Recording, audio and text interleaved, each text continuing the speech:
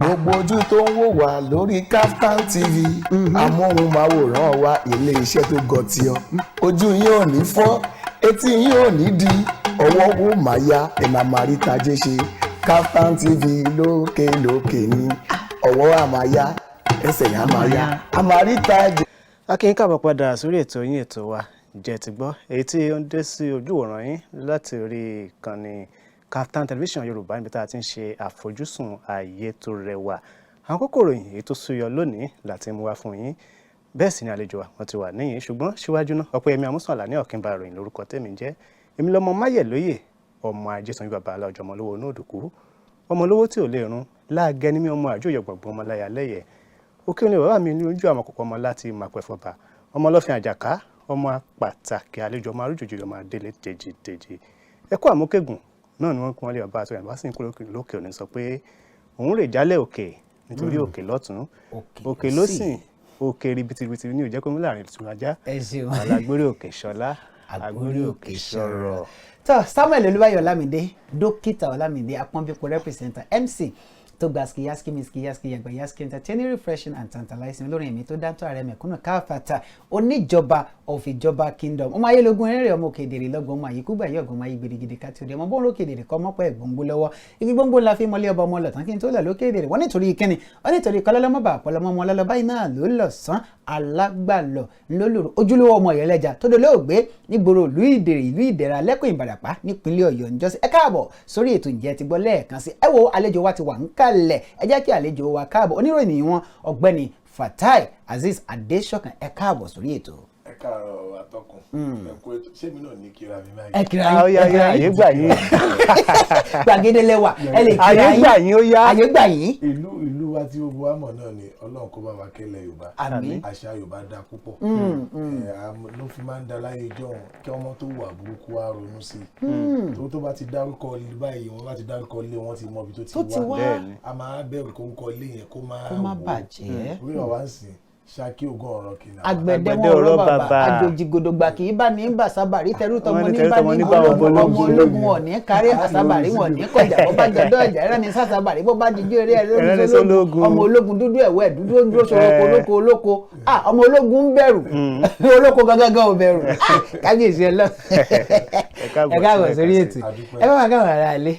ẹ ṣe wa tọkùn a kí gbogbo àwọn ará ilé jákèjádò gbogbo ìta tí ń wò wá ìlú wa Nàìjíríà kò ní bàjẹ́ a lè kó ọ̀pọ̀ ṣinṣin ìjọba àwa ara wa ní ìjọba President Bọ́lá Ahmed Tinubu tí Ọlọ́run ní kí ó ṣe wọlé ní àná Ọlọ́run kó bá wa darí wọn ìlú yìí kò ní dàrú Nàìjíríà ò ní bàjẹ́ ìlú ẹnìkankan ò ní dàrú ọ̀dẹ̀dẹ̀ wa ò ní dàrú Ọlọ́run ní fọmọ dà á láàmú nígbà bí àwọn onífojú sunkún ọmọ. àmín o ọ̀dà ẹjẹ́ á bẹ̀rẹ̀ ní pápápá ẹ̀yin àgbàlẹ́ níta bá ti débi iṣẹ́ ṣíṣe báyìí là á ṣe a ti sọ fáwọn èèyàn pé oníròyìn ní ẹ wá jẹ́ kí wọ́n mọ̀ pé lóòótọ́ oníròyìn ní. Ọlọ́run kó gbà fún wa. àmín bí ààrẹ tuntun Bọ́lá Ahmed Tinubu bí ṣe ń sọ̀rọ̀ àpilẹ̀kọ rẹ̀ lánàá náà ló sọ pé òun ti yọwọ́ owó ìrànwọ́ orí epo kúrò jángílítì lọ́kàn sọ bẹ́ẹ̀ kọ̀bẹ́ nìkan kan jókòó kò ṣẹ̀ṣẹ̀ mọ́ sọ pé ẹjẹ́ á jókòó ká béèrè lọ́wọ́ àwọn kìnnì ọkàn yọ pim lánàá òun náà tó ṣẹ̀ṣẹ̀ yọ ní àwọn ilé epo ní wọ́n ti bẹ̀rẹ̀ sí ní gbé owó lé ọjà wọn tó di pé lépo dàwátì ń lé epo bẹ́ẹ̀ sì rí NNPC sọ wípé epo tó ń bẹ ńlẹ̀ lọ́wọ́ yìí pé 30 ọjọ́ sásìkò tá a wà yìí báwọn ò tí ì lè tà á tán kí lẹ rí sí ọ̀rọ̀ yíyọ owó ìrànwọ́ orí epo yìí àti ìwà àwọn alágbàtà epo bẹtiró. ẹ ṣe atọ́kùn wọn ní amúkan ẹrù ẹwọ ó lókè lẹwọ ẹwọ sálẹ̀ àti ìjẹkújẹ ti mú àwọn alágbàtà lẹ́nu níbi àìṣedéédé àwọn olórí wa ní Nàìjíríà àwọn ni wọ́n ti oúnjẹ yìí bọ̀ wọ́n lẹ́nu àwọn náà tí òjé bọ ló ṣà wọ́n lọ́wọ́ báwo ni ìlú tí ó lálàáfíà gẹ́gẹ́ bí ọ̀dà oníròyìn a serious country tó wá já sí wípé ọ̀pọ̀ epo rọ̀bì wa ìlú èbó òkè òkun láti lọ ń fọ̀ wá àfọ́ lọ́dọ̀ wa àwa lọ dáàfọ̀ àwa gbé fún OPEYEMI AMOSUN a gbé fún dókítà Ọlámídé a gbé fún Fatai Adesokan pé ẹ lọ bá wa fọ̀ wá tẹ́ ẹ bá dé kẹ́ wá tà àwa ṣe bẹ́ẹ̀ lọ́dún méjì dábàá sọ pé ká fi tún refinery wa ṣe a ṣe bẹ́ẹ̀ lọ́dún mẹ́wàá a ṣe bẹ́ẹ̀ lógún ọdún a ṣe bẹ́ẹ̀ more than 30 years. kọjá 30 ọdún. bẹ́ẹ̀ ni mo sọ fún yín. káyàbá. so tẹ́ bá wo ìta ti ná sí àwọn refineries wa tó ń pè ní turnaround maintenance culture látàrí bàbá Ọbásanjọ́ kìíní yẹn báyọ̀ ní jẹ́ púpọ̀ fígọ̀ tí yóò gbọ́dọ̀ máa gbọ́ ni. Nàìjíríà ti waste ọ̀pọ̀lọpọ̀ owó lórí ọ̀rọ̀ subsidy yìí tẹ́ bá gbọ́ pé gbèsè tá a jẹ nísìnyí à ń jẹ 44 tí rẹ́kọ̀dù mi bá correct o 44 to 46 trillion naira lọ́wọ́ yìí mò ń bọ̀. ohun tó fà á jù gbàtà bá dé. ẹ̀jẹ̀ á dènà ẹ̀jẹ̀ á dókè lọ́hùn torí ibi tẹ́ ń gbé lọ yóò lágbára pọ̀ ẹ wo ẹ̀yin ará ilé ẹ̀jẹ̀ á dókè lọ́hùn tá a bá padà dé ká máa tẹ̀wájú ní ṣókí à ń lọ à ń bọ̀ àti dé.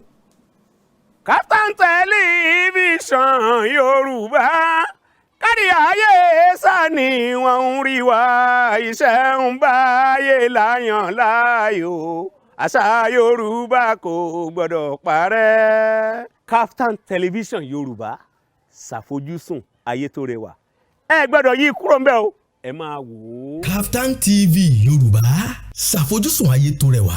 ẹ má bínú ojú ọjọ́ náà ló ṣe bẹ́ẹ̀ a gbọ́dọ̀ nílò láti ṣe àwọn nǹkan kan ní pápápá ẹ ń bá nǹkan kan bọ̀ lẹ́ẹ̀kan à ń sọ̀rọ̀ abéèrè ìbéèrè wípé Tinubu yọ owó ìrànwọ́ tà yọ owó ìrànwọ́ níbi ọ̀rọ̀ àpilẹ̀kọ rẹ̀ ó kéde ní. Olóhùn ò ní fi sí kì í ṣe pé ó yọ Olóhùn ò ní fi sí Olóhùn ò ní fowó ìrànwọ́ sí pé wọ́n ti yọ Olóhùn ò ní fi sí ètò ìṣúná owó ọdún tó ń bọ̀ Tinubu ni ó ṣe tó bá di oṣù kẹsàn-án sóṣù kẹwàá nísìn yóò gbé lọ sí National Assembly yẹn ilé ìgbìmọ̀ aṣòfin àgbà ìkíní kejì wọ́n gbé yẹ̀ wò ó wá ní ká má retí pé wọ́n fi subsidy sí.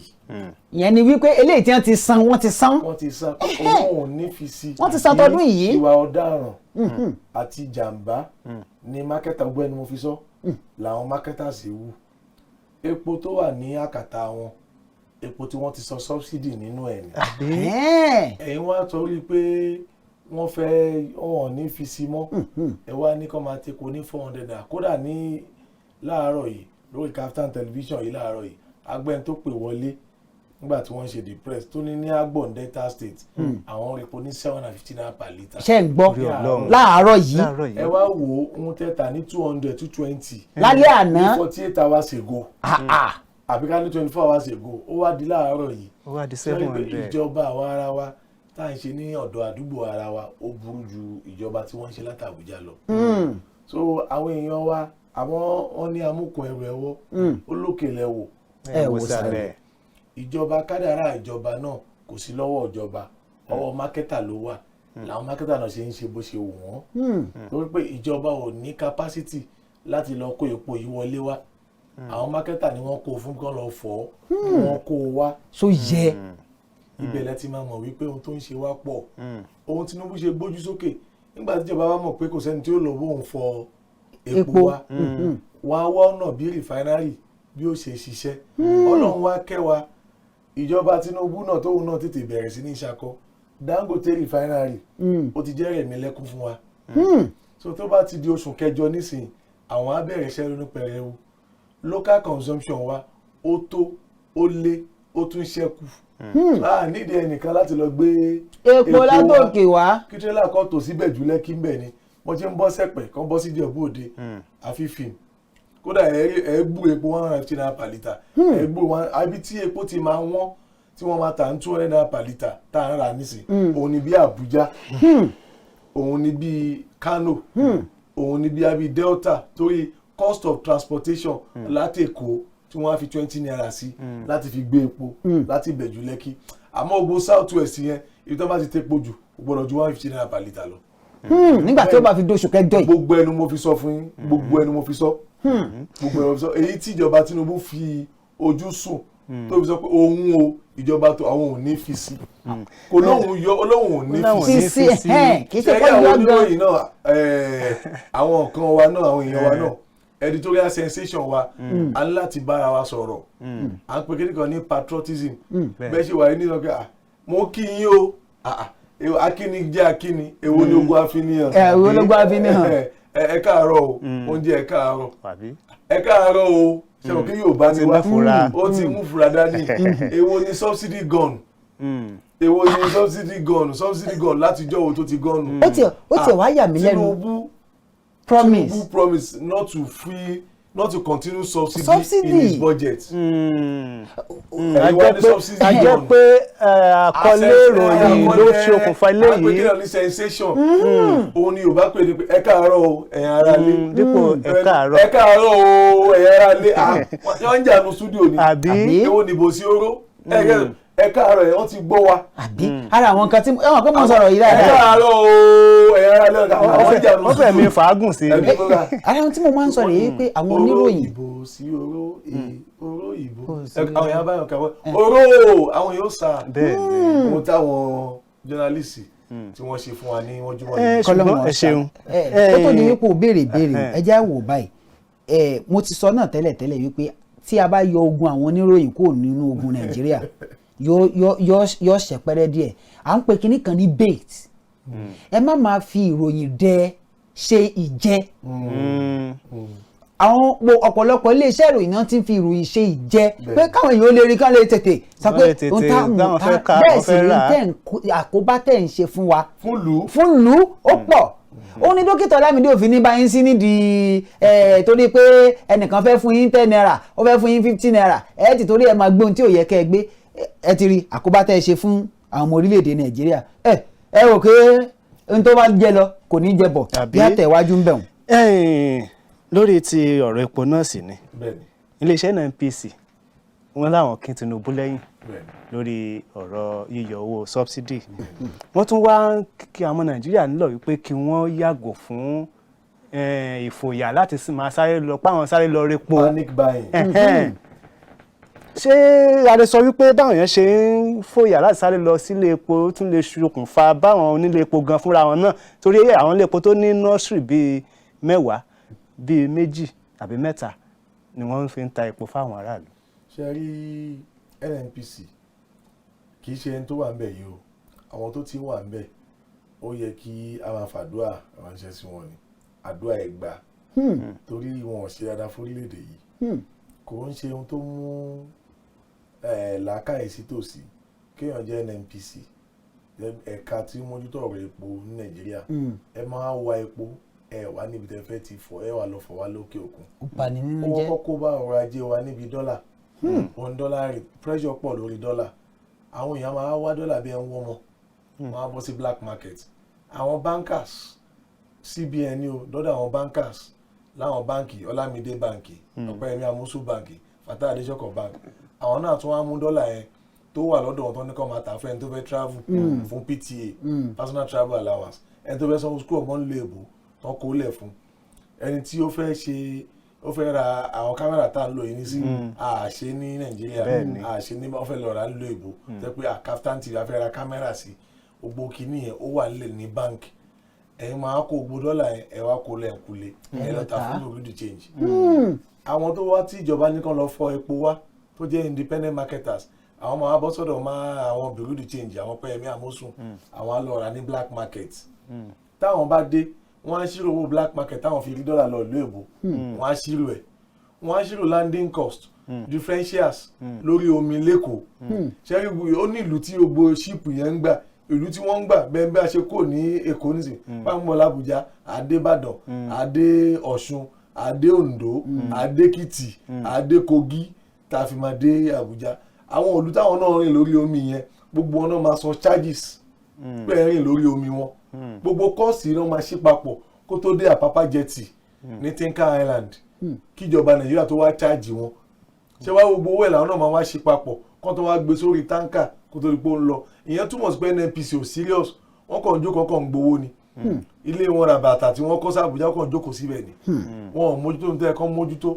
ẹ wo bá ṣe wà nísìn iléeṣẹ́ KAFTAN TV kì í ṣe pé òun mú wánú sídìí pa wọn làágùn bọ̀yọ̀ wọ́n ti mójútó ohun tá a lè fi ṣiṣẹ́ òun la fi jókòó yìí kámẹ́rà wa ló wò wá yìí àwa la jókòó kì í pé àwa ń làágùn àbí OPEYEMI AMOSUN ẹ wá ń fẹ́ mi àlejò ẹ má bínú ẹ wá ń fẹ́ mi látẹ́gùn iléeṣẹ́ ti mójútó ohun tí ṣe àfihàn rọrùn NNPC ò mójútó ohun tí ìgbé ayé máa fi rọrùn fún Nàìjíríà so epo wa ní ohun àlùmọ́nì wa ní ẹ wá rí pé àwọn pípì wọ́n dájú tó wáyá sí pé àlọ́ ń kó crude yìí lókè òkun ni ṣe pé 5,000 per litre lámàrà pé ṣe wọ́n pé ànílẹ̀ yìí àlọ́ ń kó wa ní o ohun tá a ní so ohun tí mo ṣe gbóṣọ pé òun ò ní fi sí mọ́ kò lóhun yọ ó lóhun ò ní fi sí mọ́ Buhari ti yọ kó tó lọ bó tó bá ti di Júùnù gbèdéke ti wà ìlú ìlówó òun lọ̀rọ̀ owó tálà jẹ gbèsè tábàlà jẹ 46 trillion lẹ́nìí ọ̀rọ̀ subsidy yìí tí wọ́n kó òun ló kópa 60% nínú ẹ̀ kó wáyé pé for bíi 25 trillion ọ̀rọ̀ ASU á ti yanjú ètò ìlera á ti yanjú àwọn ọ̀nà tí wọ́n abandon yóò ti yanjú wọ́n ti ṣe é hàdà àwọn kíní ọ̀rọ̀ iná gan yóò ti yanjú iná mọ̀nàmọ́ná tá a lò yóò ti yanjú torí 25 trillion owó tó pọ̀ ni 1 trillion náà 25 ọ̀rọ̀ owó tó pọ̀ ni èló la fẹ́ fi kọ́ refinery èló la fẹ́ fi ṣe iná èló la fẹ́ fi ṣe ọ̀nà èló la fẹ́ fi kọ́ sùkúùlù iléèwé ẹ̀sọ́ gbogbo kíní yìí ìjọba kọ́nà kó bá fún ẹni tó ṣẹ̀ débẹ̀ yìí ṣe kí àwọn kan náà má tún dá àwọn náà ní àlámọ̀ irú àmọ́ ẹsẹ̀ tí wọ́n gbé yìí ẹsẹ̀ tó da púpọ̀ ni à ń sọ̀rọ̀ Singapore ìlú yẹn bẹ́ẹ̀ ni ẹ ṣe dé Lee Kuan Yew ó kọ̀ ṣètò ní ó take àwọn decisions tá à ń pè àwọn tó tough àwọn ìpinnu tó le ẹjẹ́ agbóyún sókè o ẹ wo studio tá a wà yìí tán bá tún fẹ́ tún ṣe dáadáa jù báyìí lọ ṣe wọ́n kí a bọ̀ sí yàrá kan tá a máa ṣe wọ́n sì máa mú wa ń bẹ̀ wọ́n lè máa kún ọ̀dà lé wa lórí ń bì wọ́n lè máa kankan gbà a lè fẹ́ sọ̀rọ̀ nu sínú kúrú yìí so a bọ̀ sí yàrá mi tó bá tún wá tún ṣe tán a tún wá bọ́ sí bí padà yóò tún máa wá dáa ju tẹ́lẹ̀ lọ ẹ já ṣe báyìí ẹ má jà lọ sókè lọ́hùn ẹ̀yin ará ilé a máa fún yín ní ìṣẹ́jú báyìí nísìnyí ẹ lè máa pè wọlé sórí ètò yìí àmọ́ ẹnì kọ̀ọ̀kan ẹ ní ju ìṣẹ́jú àyá 30 seconds ìṣẹ́jú àyá 30 lẹ́nìkọ̀ọ̀kan máa ní láti fi béèrè àti láti fi sọ̀rọ̀ nọ́mbà tẹ́ ẹ pè sí the number is on your screen yún nọ́mbà tẹ́ ẹ pè sí náà níbẹ̀ lójú móhùnmáwòrán yún àwọn èèyàn ti ń pè ẹ jẹ́ a máa ká gbé ìpè yìí kó má dàbí ẹni wípé adáwọn èèyàn lágara ẹ ló ẹ káàárọ̀. láti Kánjí ẹ ṣeun bàbá. ẹ ṣeun bàbá. ẹ ṣeun. bẹ́ẹ̀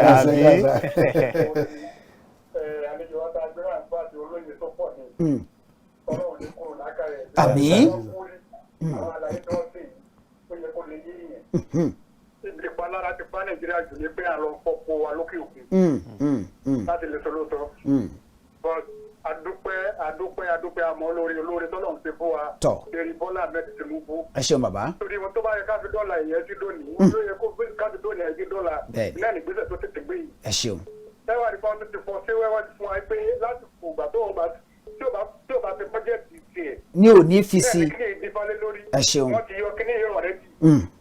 lágbára Ọlọ́run mo dúpẹ́ ní òrò wa lọ́rùn lágbára Ọlọ́run. àbí o àbí o ẹ ṣeun ẹ ló ẹ káàárọ̀ èyí ò ti rebete ẹ ṣeun bàbá wa láti Kánjí lọ́hùn-ún ẹ jẹ́ àtẹ̀wájú nígbà tí ìpè kan tún ti wọlé ẹ ló ẹ káàárọ̀ o. hello.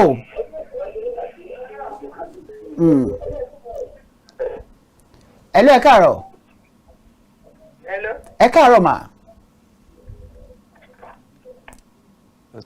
hello èyí náà ti rè tẹ́ ẹ bá ti pè wá ẹ máa yí ẹ̀rọ móhùnmáwòrán yín lẹ̀ àwọn èrò pọ̀ ń bẹ̀. ẹ ló ẹ káàárọ̀. ní pápá pátá là ń bá sọ̀rọ̀ láti bo. ẹ bá yí móhùnmáwòrán yín sílẹ̀. ẹ ló ẹ káàárọ̀.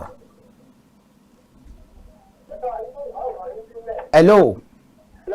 ẹ káàárọ̀ tá là ń bá sọ̀rọ̀ láti bo. ní pápá àpá ẹ dá sí.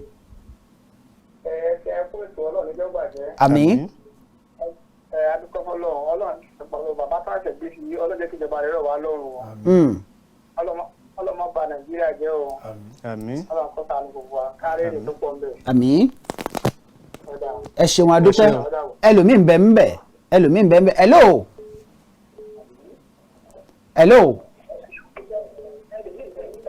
hello ní pápá àpá orúkọ yín àti ibi tẹ́ ti ń pè.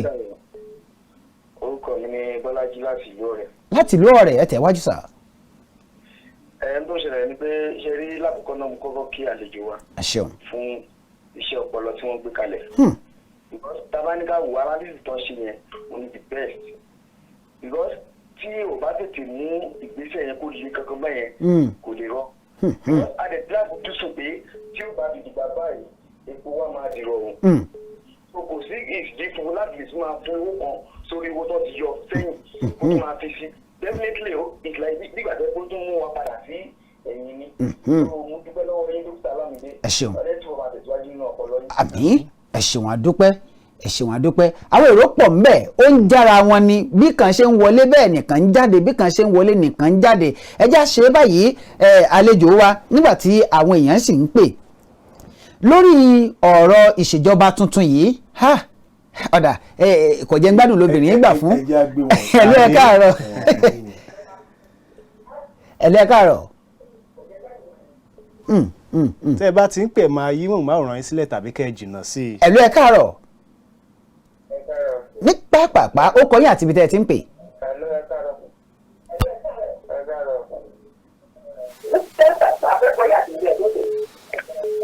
Afẹ́lábí ló ń pè láti Benue State. ẹ tẹ̀wájú. Afẹ́lábí ló ń pè láti Benue State. ẹ tẹ̀wájú o. Àwọn Yorùbá ni wọ́n ní àìsọ̀rọ̀ yírọ̀ òun ló pa baálé alùpùpù. ó ní lọ́la tá a bá ti jí iṣẹ́ pọ́npọ́ láti. ohun tí wọ́n bá sọ nítorí pé bàbá ló yọ sọ́sídì ọ̀rẹ́dì ohun tí wọ́n bá ń sọ ni pé wọ́n ti yọ nínú bọ́jẹ̀tì táwọn kò ní sí sọ́sídì ń bẹ̀. bẹ́ẹ̀ni láti àlàyé tí wọ́n ti ṣùgbọ́n ọ̀pọ̀lọpọ̀ wa àgbọ́yé ọ̀tọ̀ ní báwọn yìí ti ń gbọ́ wọ́n ní bàbá ló yọ ẹnìkan kí fún bá a ṣe gbọ́ tẹ́ ọ̀rẹ́ mi kẹ́tọ́ wá pè mí láti bí pé ṣé kí ni mo bàbá yẹn wí ẹ mo wá ń ṣàlàyé fún tó wá ní òun ọmọ fún tó sọ nìyẹn mo ní bí bàbá ṣe sọ nìyẹn o tó kọ́ lọ́wọ́ ẹ̀ wá lọ́wọ́ lórílẹ̀ ní Nàìjíríà. àmín agbára lágbára Ọlọ́run. àmín o ẹ ṣeun àdúpẹ́ ẹ ṣeun àdúpẹ́ ọ̀gbẹ́ni Adéṣọ̀kan a láǹfààní púpọ̀ lónìí àmọ́ a fẹ́ béèrè bóyá a láǹfààní bóyá kọ́sẹ̀ yóò tó parí àbọ̀sẹ̀ tí ń bọ̀ láti lè jọ fọ̀rọ̀ domitoro ọ̀rọ̀ dáadáa. ọ̀rọ̀ ìlú ni Ọlọ́run kó gbà fún wa. àmín. ìgbẹ́ bá pè wá ọ̀nà ọ̀sẹ̀ yìí dá. inú ọ̀sẹ̀ yìí dá ilẹ̀ ọ̀la ò tí ì ṣú bí a bá rí iná ọ̀la inú wo dùn. Ọlọ́run kó dẹ̀mí wá sí. àmín ẹ jẹ́ agbẹ́yọkàn ìpèrè ẹlẹ́kàárọ̀. hello ẹ̀yin ò lò hello ẹlẹ́kàárọ̀. Hello, ẹ káàárọ̀ sà o. ní pápá àpá ọkọ yín àti ibi tẹ́ ẹ ti ń pè. Hello. Hello, ẹ káàárọ̀ sà o. ọkọ yín àti ibi tẹ́ ẹ ti ń pè. Orúkọ mi ni Túndé Akínbọ̀ láti ìlú Ìgbògìlà. láti Ìgbògìlà ní Yewa. Hello. ẹ tẹ̀wájú. Ẹ̀gbádùn Yewa. ẹ tẹ̀wájú ní pápá àpá àkókò ti lọ. Ẹ wo mo nífẹ̀ẹ́ mo ṣe rí mo ní lákọ̀ọ́kọ́ kí kọ́kọ́ kí àlejò wa bàbá ẹ̀ mo ní. so ẹ wo àwọn èèyàn wọ́n ìròyìn tí wọ́n understand ni wọ́n sọ ọ̀tọ̀ nìkan tí bàbá sọ ọ̀tọ̀ nìkan láwọn èèyàn ọ̀dọ́ lọ́dọ̀ wa ń bí 700 naira ni wọ́n ti po. lọ́ba tán ní Ìgbògìlà 700 naira ẹ bá wa dágbére fáwọn èèyàn pé lọ́la àtún rí yín lọ́la ẹ bá dágbére. Ọlọ́run kó dẹ̀mí wá sí táwa náà bá sọ pé oníròyìn ni wá kí ni táwa náà ipa tá à ń kó nípa èrò òlú oníkájọba ara ká sọ àsọyégé fúnra wa ìjẹun tíjọba fẹ́ fún àwa nìkan náà kí làwọn náà fẹ́ ṣe fún ìlú ṣé wọn náà fi iṣẹ́ ìròyìn ẹjọ́ fi ń dà lóru ni orí àwọn kan ní kọ̀rọ̀ tí wọ́n fún ẹ ní brown envelope ẹ má jẹ́ àbàlú ìjẹ ìlú wa ni àwọn kan tó jápa kódà àwọn ọ̀rẹ́ wa tó wà lọ́hùn kó rọrùn lọ́hùn kí wọ́n máa jí láàárọ̀ London kí wọ́n ń ṣe apáhùn sílẹ̀ kò sí tó dàbí ìlú ẹni Ọlọ́run ní dààmú wa kó dẹ́nu wa sí jọ̀la lọ. àmín. ó dáa pé ẹ̀mí Àmọ́sùn Àlàní ọ̀kínbá ìròyìn títí ọ̀la tá a máa pàdé ilé onílé wa bẹ́ẹ̀ ni ọ̀nà nínú wa bẹ́ẹ̀ láàrin rí ń gbé sọ̀nà yóò ṣe bí ọmọ. Dókítà Olamide MC tó gba skiyaski miskiyaski yagbayaski entertaining refreshing and tantalizing ní gbogbo ibi tẹ́ ẹ ti ń wò wá àtẹ́ntẹ́ ń wò wá ní TikTok àtẹ́ntẹ́ ń wò wá ní Facebook àtẹ́ntẹ́ ń wò wá ní Instagram àtẹ́ntẹ́ ń wò wá ní YouTube àtẹ́ntẹ́ ń wò wá ní orí móhùnmáwòrán thank you very much títí ọ̀la ọ̀hún ó ṣe kí ni o ó dàbọ̀. ǹjẹ́ ẹ ti gbọ́? ǹjẹ́ ẹ ti gbọ́? ǹjẹ́ ẹ ti gbọ́? àjààbálẹ̀ ìròyìn tó jálẹ̀jáko níkànnì Kaftan television Yorùbá. bíná bá ń jó nínú pápá. mọ̀jàlá ní délé ṣòfófó. ǹjẹ́ ẹ ti gbọ́ ní ìròyìn àsìkò tí kì í jẹ́ kí ti aráàlú ó di sí gbogbo bó ṣe ń lọ láwùjọ lágbo òṣèlú. ǹjẹ́ ẹ ti gbọ́? lẹ́ka ọrọ̀ ajé. ǹjẹ́ ẹ ti gbọ́. eré ìdárayá. ǹjẹ́ ẹ ti gbọ́. agbo amúlùdùn kọ́. ǹjẹ́ ẹ ti gbọ́. ìkànnì Kaftan television gbàràdà lọ́wọ́ alára fi sọmọ alára lóore. agogo mọ́kànlá àárọ̀ títí di agogo 12 ọ̀sán gbèrè. ní gbogbo ọjọ́ ajé Monday títí di ọjọ́ Ẹtì Friday. Kaftan television Yorùbá. àwòdì wá lọ sí bàlọ́rẹ̀ yẹ. a padà dé lára ọ̀tún ọjọ́ kìíní oṣù kẹfà lè tó gbìnàyà padà. ǹjẹ́ ẹ ti gbọ́? ẹ pè sórí ètò láti dá sí àwọn ìròyìn tó ń jáde ní yàjóyàjó. ǹjẹ́ ẹ ti gbọ́? ó lékè nkà.